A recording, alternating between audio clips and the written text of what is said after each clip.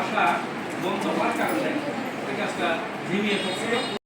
ভাই যে কথা দিয়েছিলেন সেই কথার প্রেক্ষিতে একের পর এক বিভিন্ন কাজে ব্যস্ত হওয়ার কারণে এই সময়টা বের করতে পারেন। আমার কাছে এই কথা দিলাম এতগুলো মানুষের সেই কাজগুলো করতে পারলাম না।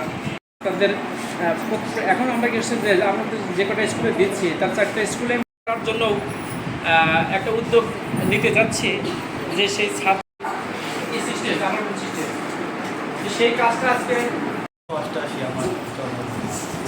আমাদের সন্তানের অনেকেরও সন্তানের বয়স অর্থ সামান্য হলেও যে কারোর কাছ থেকে আপনারা পাচ্ছেন।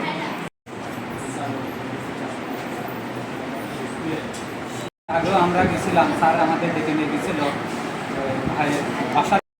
বড় আশা বাসনা আর ক্ষুদ্র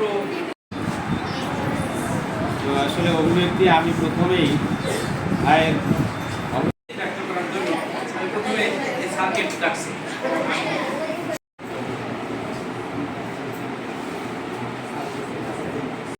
বলার পরে যত কিছু করার কিন্তু স্যারই করেছে।